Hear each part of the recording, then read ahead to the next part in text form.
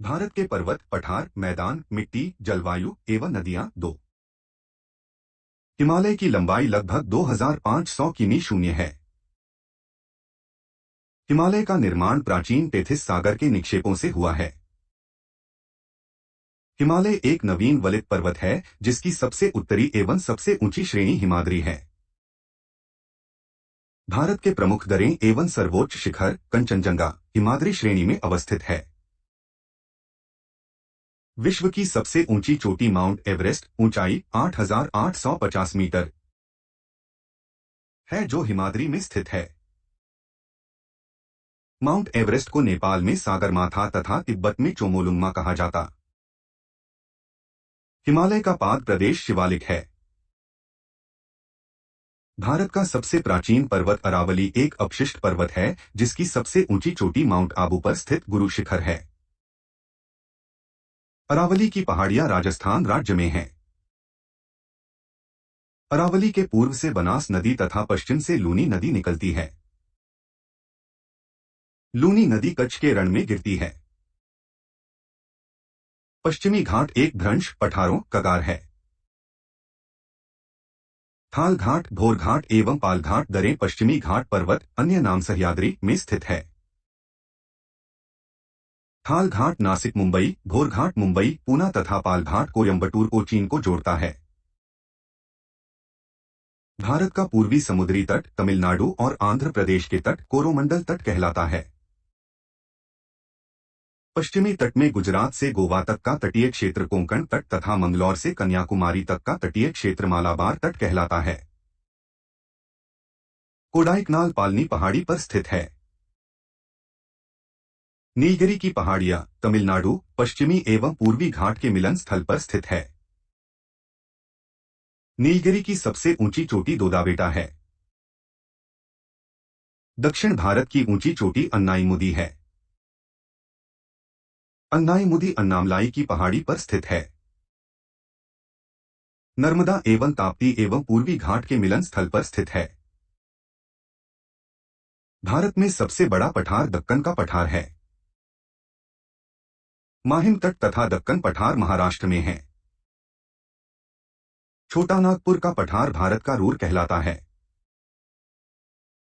मालवा पठार मध्य प्रदेश अरावली तथा दक्षिण में विंध्य श्रृंखलाओं के मध्य स्थित है।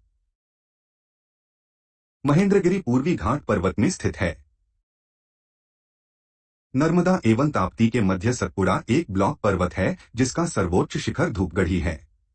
गारो, खासी और जयंतिया पहाड़ी मेघालय में है। धुआंधार जलप्रपात जबलपुर मध्य प्रदेश सतपुड़ा पर्वत क्षेत्र में नर्मदा नदी पर स्थित है।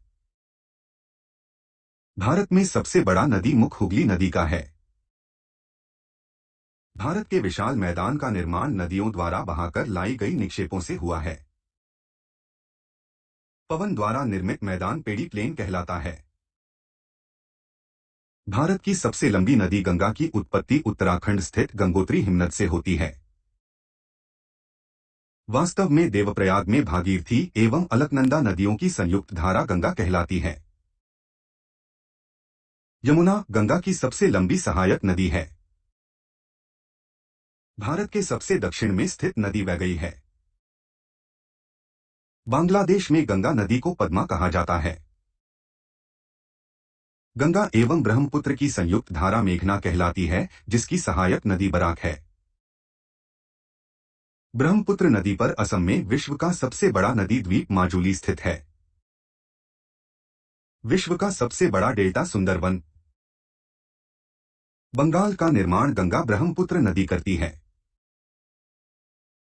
ब्रह्मपुत्र को तिब्बत में सांगपो, अरुणाचल में दिहांग तथा असम में ब्रह्मपुत्र कहा जाता है। बांग्लादेश में ब्रह्मपुत्र को जमुना कहा जाता है। भारत की गंगा कावेरी नदी कहलाता है। प्रायद्वीपीय भारत की सबसे लंबी नदी गोदावरी तथा दूसरी सबसे लंबी नदी कृष्णा है। गोदावरी को वृद्ध गंगा या दक्षिण गंगा कहा जाता है जिसका उद्गम स्थान नासिक महाराष्ट्र के निकट त्रयंबक गांव की पहाड़ी है। नदी द्वारा लाए गए अवसाद का जमाव जब मुहाने पर होता है तो डेल्टा का निर्माण होता है। डेल्टा की आकृति त्रिभुजाकार होती है। जो नदी डेल्टा नहीं बनाती है उसके मुहाने को एस्चुअरी ज्वारंदमुख कहते हैं। नर्मदा और ताप्ती नदियां पश्चिम की ओर बहने वाली नदियां हैं जो डेल्टा नहीं बनाती है। नर्मदा नदी का उद्गम स्थल अमरकंटक है। नर्मदा नदी अधिकांशतः मध्य प्रदेश में बहती है। नदी के द्वारा की जाने वाली काटछांट की क्रिया अपर्दन तथा उसे जमा करने की क्रिया निक्षेपण कहलाता है। नर्मदा नदी को गुजरात की जीवन रेखा कहते हैं। सर्वाधिक सीधी बहने वाली नदी नर्मदा है। भारत में सबसे लंबी सहायक नदी यमुना है। भारत में सबसे बड़ा नदी बेसिन गंगा का है। असम का शोक ब्रह्मपुत्र नदी कहलाता है। बिहार का शोक कोसी नदी कहलाता है। बंगाल का शोक दामोदर नदी कहलाता है। भारत की सबसे लंबी नहर इंदिरा गांधी नहर या राजस्थान नहर सतलज तथा व्यास नदी से जल प्राप्त करती तथा हरिके बैराज से निकलती है। भारत की सबसे बड़ी कृत्रिम झील गोविंद बल्लभ पंत सागर है जो उत्तर प्रदेश में रिहंद नदी पर बनाए गए बांध से बना है। मिट्टी का अध्ययन पेडोलॉजी कहलाता है। झीलों का अध्ययन लिम्नोलॉजी कहलाता है।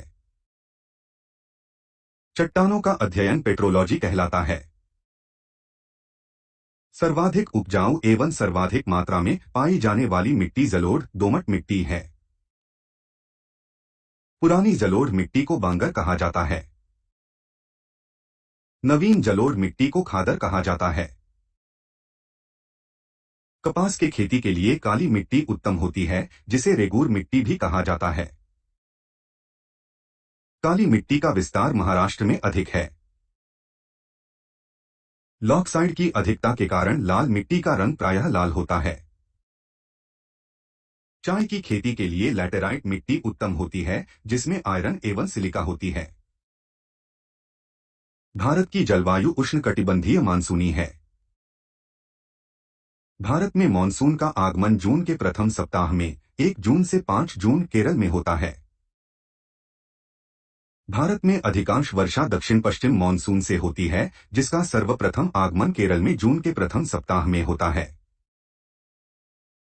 जाड़े के दिनों में जनवरी फरवरी महीने में तमिलनाडु के तटों पर वर्षा लौटती हुई मानसून या उत्तरी पूर्वी मानसून के कारण होती है।